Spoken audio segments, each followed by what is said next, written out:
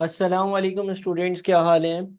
आज के इस वीडियो लेसन में हम ए लेवल्स का जून 2022 का वेरिएंट 32 क्वेश्चन नंबर 1 सॉल्व करेंगे। और ये स्पेसिफिक जो आपके पास पेपर है, ये आपके क्लब अकाउंट्स या इनकम एंड एक्सपेंडिचर्स के टॉपिक से रेलेवेंट है। तो सॉल्व करते हैं। लिखा हुआ है M N drama club was formed in 2017 with the objective of promoting modern performances. The treasurer of the club resigned on 31st of December 2021. The chairman prepared a draft income and expenditure account which was based on the receipts and payment account. यानी कि जितने पैसे receive हुए और उसमें से जितनी payments करी उसको माइनस कर कर और एक इनकम एंड एक्सपेंडिचर अकाउंट बना दिया गया। ये बिल्कुल गलत है, क्योंकि हम income and expenditure account accrual basis पर बनाते हैं। इफेक्टिवली ये इनकम एंड एक्सपेंडिचर अकाउंट नहीं है, बल्कि ये रिसिप्ट्स एंड पेमेंट्स जो हैं वो लिखी हुई हैं। सब्सक्रिप्शन से जो पैसे आए, ट्यूशन फीस से पैसे आए, ticket income from performance, donation से जो पैसे आए, expenses for performance, office equipment, admin expense, heating and lighting, building extension, building की maintenance, deficit for the year, ये सारी चीज़ें दी हुई हैं। The draft income and expenditure account had been prepared to presented to a member of the club who is an accountant. Further information was available, और कुछ और information आपको दी हुई है। There is a great demand for after-school tutorial classes in the local community. In October 2021, the club started running after-school tutorial classes. The club targeted the classes at children from poor families. A maximum of 20 children could join these classes. Children were required to join as the student members of the club and pay the following fees in advance. यानी कि कुछ tuition की classes शुरू करी, एक class में 20 बच्चे होंगे। फीस क्या होगी? Student membership fee of $100, which is one third of an ordinary member's subscription. इसका मतलब ये हो गया कि स्टूडेंट से अगर कोई ये क्लासेस लेता है तो उसकी जो मेंबरशिप की फीस है वो $100 है, और ये जो नॉर्मल मेंबर की सब्सक्रिप्शन की फीस होती है उसका वन थर्ड है, एक तिहाई है, वन थर्ड हिस्सा है।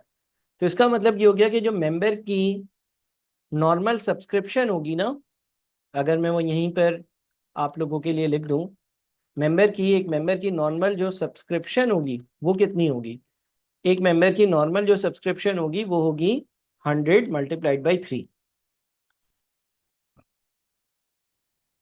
ठीक है जी। Tuition fees of $400 covering the period from 1 October 2021 to 31 May 2022।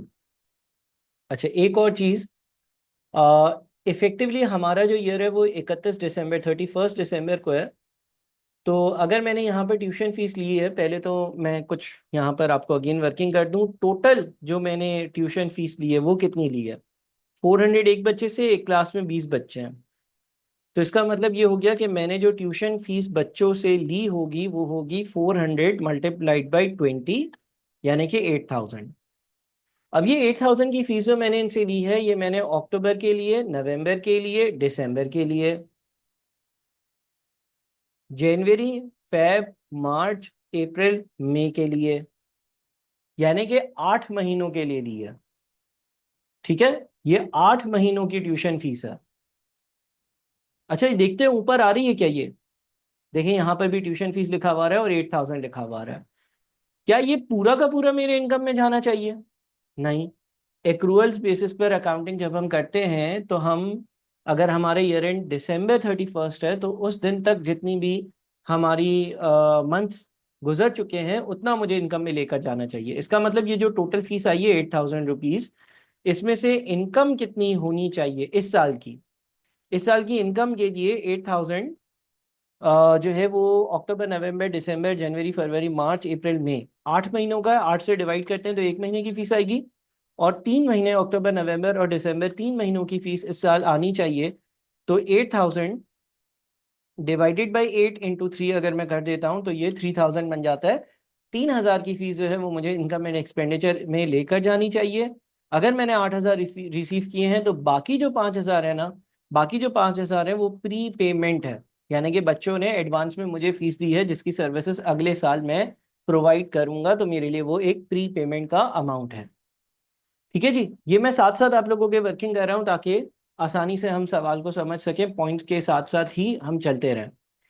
तो ये जो ट्यूशन फीस है 400 रुपये एक बच्चे की है, 20 बच्चों की 8,000 हुई। 8,000 रुपये 8 महीने की है तो एक महीने की 1,000 हुई, और 3 महीने इस साल गुजरे हैं, 3 महीने की amount income and expenditure account में जानी चाहिए एज अ इनकम।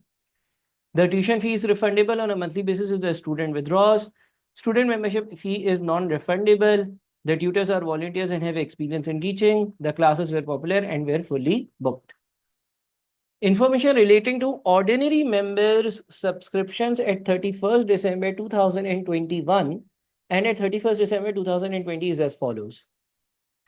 अच्छा, मैंने एक और चीज़ यहाँ पर आपको लिख कर दी कि जो स्टूडेंट की मेंबरशिप फीस थी वो $100 थी, और वो नॉर्मल सब्सक्रिप्शन का 1/3 थी, 1/3 हिस्सा थी। तो नॉर्मल सब्सक्रिप्शन एक बंदे की तीन कितनी होती है?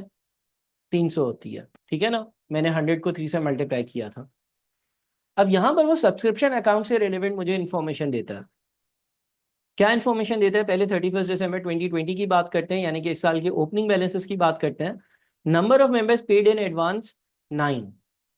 9 मेंबर्स ऐसे थे जिन्होंने आपको साल के शुरू में, यानी कि पिछला साल जो होगा उसमें एडवांस में सब्सक्रिप्शन की फीस दे दी थी। मेरे लिए अगर सब्सक्रिप्शन इन एडवांस है तो वो एक लायबिलिटी होती है। सब्सक्रिप्शन इन एडवांस का मतलब है कि मेंबर ने सब्सक्रिप्शन फीस दे दी है और अब वो आने वाले सालों में उसको इस्तेमाल करेगा। तो ओपनिंग में 9 बंदों की लायबिलिटी थी और एक बंदे की 300 है। तो मैंने यहाँ पर सब्सक्रिप्शन अकाउंट का एक फॉर्मेट बनाया हुआ है। 9 बंदों के लिए क्या करूँगा? 9 × 300। इसका मतलब ये हो गया कि 9 लोगों ने पिछले साल 300 रुपये के हिसाब से मुझे 2700 एक्स्ट्रा दे दिए थे। ओपनिंग प्रीपेड है या एडवांस है, और मेरे लिए सब्सक्रिप्शन अगर एडवांस में रिसीव हुई है तो वो लायबिलिटी है और वो क्रेडिट साइड पर आ जाएगा। आगे चलते हैं। उसके बाद number of members in arrears 4 थे 31 दिसंबर 2020। 4 ऐसे मेंबर्स थे जिनकी पेंडिंग है, जिन्होंने मुझे जो है वो सब्सक्रिप्शन पे नहीं करी थी साल के शुरू में, और अगर पे नहीं करी थी तो वो मुझे पे करेंगे। उनको मैं सर्विसेज पिछले साल दे चुका हूँ, वो मेरे लिए एक एसेट है।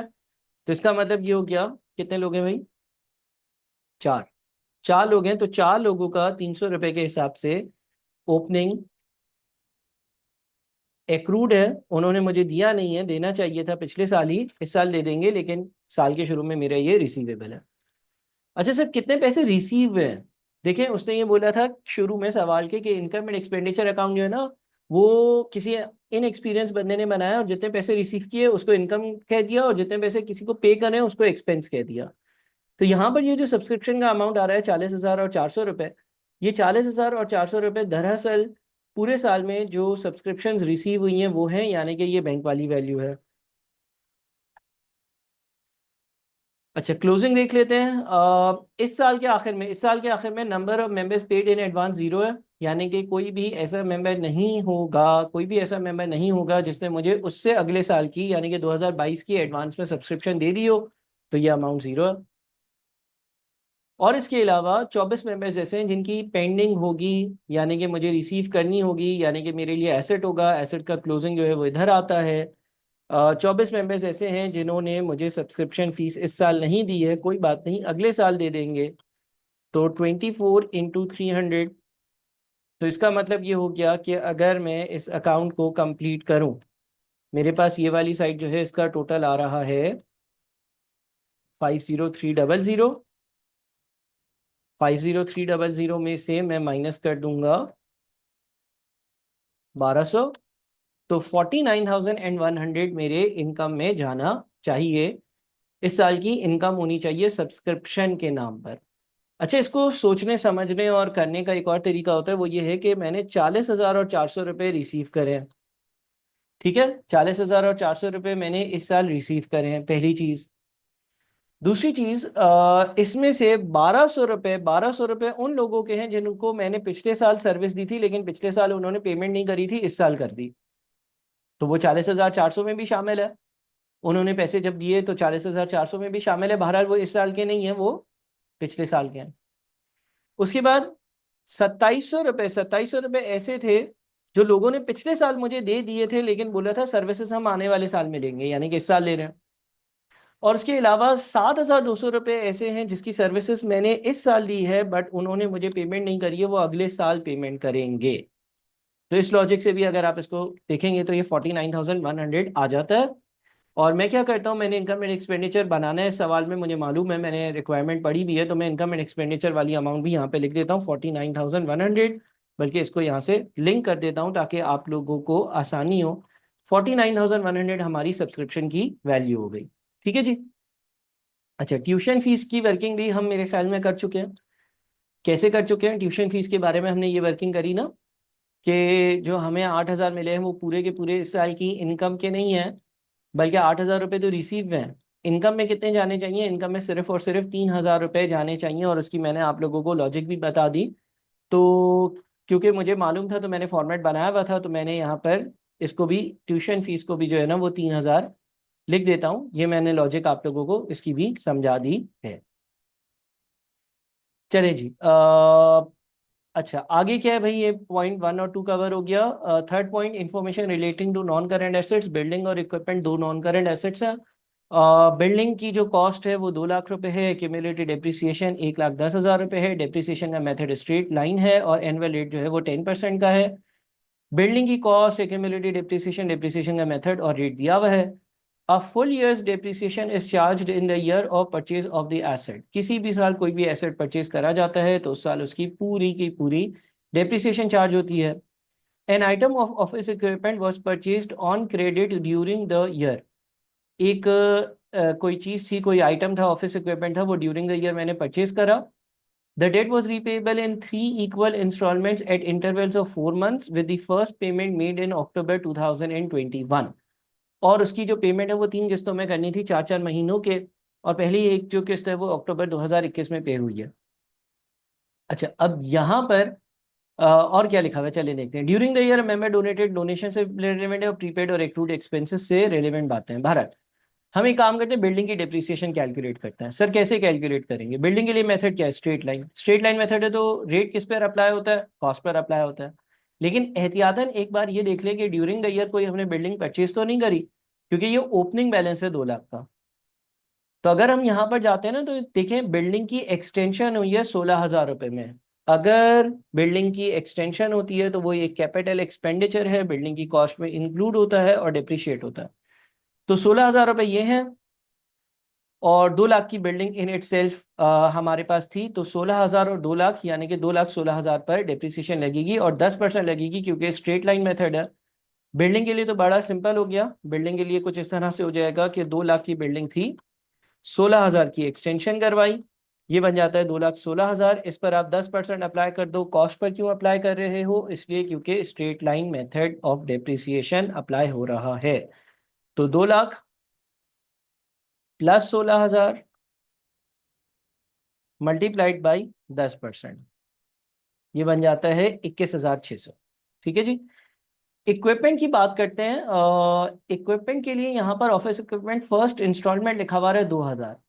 यानी कि आपने एक ऑफिस इक्विपमेंट जिसका नीचे लिखा हुआ था कि किस्तों में खरीद रहे हो, और उसकी 3 किस्तें होंगी, उसमें से एक उसकी किस्त 2,000 की है।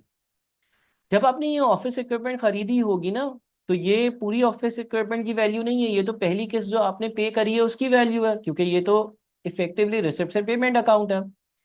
देखिए, जब आपने, इसका मतलब अगर वो पहली किस्त की वैल्यू है ना, तो 3 किस्तों की टोटल वैल्यू कितनी हुई? 2,000 की एक किस्त है तो 3 किस्तों की टोटल वैल्यू हो गई 6,000। तो ऑफिस इक्विपमेंट जब आपने खरीदा होगा ना, तो आपने डबल एंट्री पास करी होगी, इक्विपमेंट डेबिट 6,000, पेएबल क्रेडिट 6,000। फिर जब आपने पहली वाली किस्त ऑफिस इक्विपमेंट की पे करी, तो आपने पेएबल को डेबिट करा होगा 2,000 से, और आपने बैंक से पे करा तो बैंक को क्रेडिट करा होगा 2,000 से। देखिए, ऊपर ये वाली एंट्री आ रही है, ऊपर टोटल अमाउंट नहीं आ रही है, इसलिए क्योंकि ऊपर उसने लिखा हुआ है कि फर्स्ट इंस्टॉलमेंट की जो पेमेंट है वो मैं दिखा रहा हूँ। लिहाजा इक्विपमेंट जो मैंने ड्यूरिंग द ईयर इक्विपमेंट जो खरीदी है ना, उसकी वैल्यू 6,000 है।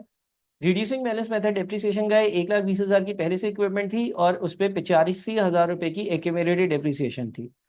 तो मैं यहाँ पर अगर, और रेट कितना है भाई? रेट है हमारा 20%। तो हम क्या करेंगे, हम इसको कुछ इस तरह से लिखेंगे कि 1,20,000 माइनस 85,000, ये नेटबुक वैल्यू आ गई उन इक्विपमेंट की जो मेरे पास साल के शुरू से हैं। प्लस 6,000 की एक और इक्विपमेंट खरीदी है, और इस वैल्यू पर आप अप्लाई कर दो 20% का रेट। तो हम देख लेते हैं कि इसकी एप्लीकेशन क्या बनेगी। 1,20,000 की इक्विपमेंट पहले से है, 85,000 उसकी एक्यूमुलेटेड डेप्रिसिएशन है। नई इक्विपमेंट हमने 16,000 की खरीदी, और सॉरी 6,000 की खरीदी, और इस पर हम रेट लगा देते हैं 20% का। अच्छा सर, यहाँ पर आपने एक्यूमुलेटेड डेप्रिसिएशन माइनस क्यों करी और ऊपर क्यों नहीं करी थी? इसलिए क्योंकि यहाँ पर रिड्यूसिंग बैलेंस मेथड डेप्रिसिएशन का अप्लाई हो रहा है, जिसमें हम जो रेट है वो नेट बुक वैल्यू पर अप्लाई करते हैं। आगे आ जाते हैं भाई। आगे हमारे पास जो है ना वो कुछ इंफॉर्मेशन है। During the year, a member donated 7,500, which is to be used to sponsor the club's participation in a national event for the coming 5 years. किसी ने हमें 7,000 और 500 रुपए की डोनेशन दी है। देखिए, ये डोनेशन का जो अमाउंट होता है ना, कैपिटलाइज होता है, और मेंबर ने डोनेशन जो है वो छोटी मोटी या इनकम एंड एक्सपेंसेस के लिए नहीं दी है, बल्कि उसने बोला है कि ये वाला इवेंट इससे करवाना। तो ये हमारे बैलेंस शीट में आती है डोनेशन की अमाउंट, क्योंकि ये डोनेशन किसी स्पेसिफिक रीजन के लिए है। ये डोनेशन जो है वो यहाँ पर इंक्लूड नहीं होगी, इसको आप छोड़ दें। उसके बाद आपके पास कुछ और एक्सपेंसेस से रेलेवेंट डिटेल्स हैं। अच्छा, हम यहाँ पर अगर जाएं तो देखें, सब्सक्रिप्शन था सबसे पहले, इनकम में चला गया। ट्यूशन की फीस थी, इनकम्स में ले गए जितनी जानी चाहिए थी। टिकट इनकम फ्रॉम परफॉर्मेंसेस, कोई परफॉर्मेंस हुई है और उसकी टिकट से 14,200 की इनकम्स हुई है।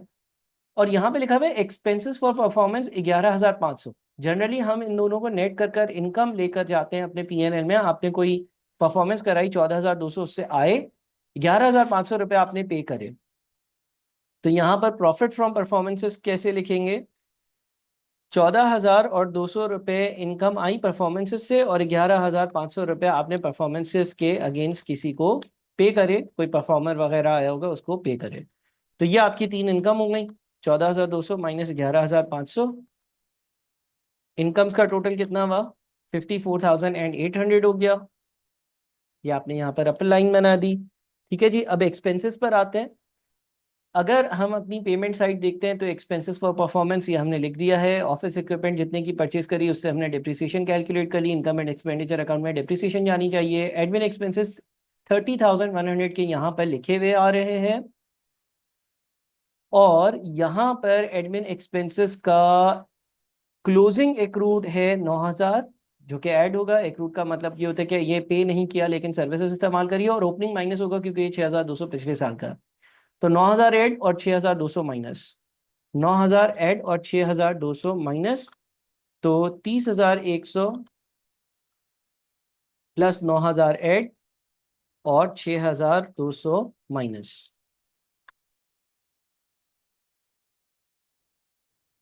30,100 प्लस 9,000 ऐड और 6,200 माइनस। ये आ गया आपके पास 32,900, 32,900 रुपये। अगला हमारे पास हीटिंग एंड लाइटिंग है। हीटिंग एंड लाइटिंग की यहाँ पर पेमेंट कितनी नजर आ रही है? 13,200। ठीक है ना, 13,200 रुपये यहाँ पर नजर आ रहे हैं, और साथ में यहाँ पर आपके पास हीटिंग एंड लाइटिंग का ओपनिंग एक्रूड है जो माइनस होगा, क्योंकि ये पिछले साल का एक्सपेंस है, पे इस साल हो रहा है, इस साल का एक्सपेंस नहीं है। और 700 रुपये प्रीपेड है। प्रीपेड का मतलब आने वाले साल का अभी से पे कर रहे हो, तो इफेक्टिवली 1,500 और 700 दोनों माइनस करने हैं। तो आपके पास 13,200 है। 13,200 माइनस 1,500 माइनस 700, 13,200 माइनस 1,500 माइनस 700। ठीक है जी, 11,000 बन गया। अच्छा, बिल्डिंग की मेंटेनेंस के बारे में मेरे ख्याल में कुछ भी नीचे नहीं लिखा हुआ था। यहाँ पर बिल्डिंग की मेंटेनेंस का 4,600 है। बिल्डिंग की एक्सटेंशन कैपिटल एक्सपेंडिचर होती है, वो हमने बिल्डिंग की कॉस्ट में शामिल कर दी है, तो ये 4,600 आ जाएगा। जब ये 4,600 आ जाएगा तो ये देख लेते हैं कि टोटल कितना बनता है भाई। ये आपके पास 78,300 बन रहा है। ठीक है जी, 78,300 का टोटल बना। आपके पास सरप्लस कितना आ रहा है? 54,800 माइनस 78,300, 23,500 का डेफिसिट आ रहा है। 23,500 का डेफिसिट आ रहा है। डेफिसिट तब आता है जब आपके एक्सपेंसेस जो है वो ज़्यादा हो और इनकम जो है वो कंपैरेटिवली कम हो। तो यहाँ पर इनकम कम है और एक्सपेंसेस ज़्यादा है, तो 23,500 रुपये का डेफिसिट आ रहा है। सवाल की रिक्वायरमेंट अगर देखते हैं तो सवाल की रिक्वायरमेंट जो हमने अभी तक पढ़ी नहीं, अच्छा ये था cash at bank at 31 December 2022 amounted to 6400, ठीक है। State two reasons why a club, why a club needs to have a clear objective. Club का एक क्लियर ऑब्जेक्टिव क्यों होना चाहिए? थ्योरेटिकल पार्ट है, लिखा हुआ है help the club to ensure that it has appropriate plans and strategies, अपनी प्लान और स्ट्रेटजी बनाने के लिए। Provides clarity to potential members as to the purpose of the club, और क्लब का क्या पर्पस है मेंबर्स को पता चल जाए इसलिए।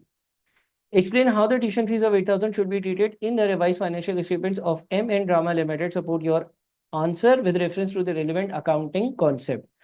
तो ये जो 8,000 रुपये ट्यूशन की फीस आई थी, इसकी मैंने ट्रीटमेंट आपको बता दी कि पूरा इनकम में नहीं जाएगा, सिर्फ 3,000 जाएगा, बाकी 5,000 जो है वो प्री पेमेंट है, क्योंकि उसकी सर्विसेज अभी हमने नहीं दी है, पैसे रिसीव करनी है। ये चीज़ यहाँ पर होगी। This is an application of the accrual और मैचिंग कॉन्सेप्ट, इसको हम मैचिंग कॉन्सेप्ट कहते हैं, एक्रूअल कॉन्सेप्ट कहते हैं। 3 months tuition fees of $3,000 covering October to December is recognized in income and expenditure account for the year ended 31st December 2021. The remaining 5,000 is shown under the current liability section of the statement of financial position at 31st December 2021 because this is deferred income or refundable. ठीक है जी। Part सी क्या था? Prepare the revise income and expenditure account, वो हमने बना लिया already. और उसके बाद है the chairman has receive many request from local parents for the tutorial classes because the fee charge by the club is 50% lower than other organisations. बहुत सारे मेंबर्स आए और उनके पेरेंट्स ने जो है वो बोला कि भाई हमें भी ये फैसिलिटी यूज़ करनी है, क्योंकि ये दूसरों के मुकाबले आधी फीस है। He has a plan to admit 60 students in October to increase the capacity. He estimates that an expenditure of 30,000 would be incurred in the extension of the building. Advise the chairman whether or not he should carry out the plan and justify your answer. Chairman जो है उससे discussion हुई। Chairman जो है वो ये सोच रहा है कि क्यों ना हम बिल्डिंग की प्रेमिसेस को एक्सटेंड कर दें। हमें खर्चा लगेगा 30,000 का, बच्चे आएंगे नए 60 पढ़ने के लिए, और उनके पेरेंट्स आए हमारे पास, वो बोल रहे हैं भाई हमारे बच्चों को भी पढ़ाएं, तो क्या करना चाहिए। तो थोड़ा सा देख लेते हैं कि क्या लिखना है आपने। The club can earn more income और स्टूडेंट फीस, स्टूडेंट की फीस आएगी, क्लब की इनकम बढ़ जाएगी। Available space of building can be utilize at other times, यानी कि अगर क्लब जो है वो सुबह ऑक्यूपाइड है और शाम को फ्री है, तो उसकी जो स्पेस है वो ऑक्यूपेंसी इंक्रीज हो जाएगी, इस्तेमाल हो जाएगी। Student members can letter become ordinary members and this will increase the revenue in the future. Future में यही स्टूडेंट्स मेंबर बन जाएंगे और क्लब का रेवेन्यू इंक्रीज होगा। Students from poor families can afford the tuition fees, लोगों की मदद हो जाएगी जो फैमिलीज ट्यूशन फीस अफोर्ड नहीं कर सकती हैं, और जो पेरेंट्स अफोर्ड नहीं कर सकते वो भी अपने बच्चों को पढ़ाई अच्छी दे सकेंगे। The image of the club can be promoted, और लोग इस क्लब का जो इमेज है वो प्रमोट हो जाएगा, लोग इसको अच्छी नज़र से देखेंगे। अगेंस्ट क्या है? The plan may not meet the existing objective of the club. Club का जो मौजूदा ऑब्जेक्टिव है शायद वो इससे मीट ना हो, क्योंकि एक तरह से क्लब जो है वो ट्यूशन सर्विसेज की तरफ लग रहा है चला जाएगा। Club may be in a financially risky position as its bank balance is low. देखिए क्लब का बैंक बैलेंस सवाल में दिया हुआ था जो कि 6,400 है, और ये काम करने के लिए $30,000 का खर्चा पहले करना पड़ेगा, तो क्लब का कैश का बैलेंस नेगेटिव हो जाएगा, जिससे क्लब को मसला हो सकता है। Club will have to raise extra funds for the expansion, कहीं से उधार लेना पड़ेगा। There may not be enough qualified volunteers to carry out the work, इतने शायद लोग ना हो जो पढ़ाने के लिए तैयार हो, क्योंकि डिस्कस किया गया था सवाल में कि ये वॉलंटियर्स हैं जो पढ़ाते हैं। Other providers might improve their offerings, और जो दूसरे लोग सर्विसेज ट्यूशन की देते हैं वो शायद अपना जो वो फीस है वो रिड्यूस कर दें, क्वालिटी ऑफ सर्विस इंक्रीज कर दें। सो ये थी सारी डिस्कशन इस स्पेसिफिक सवाल से रिलेवेंट, और इसका जवाब भी मैंने आपके सामने सारी वर्किंग्स कर कर बना दिया है। आप इसको देखें और अगर कोई मसला हो तो मुझसे पूछें। थैंक यू एंड अल्लाह हाफिज़।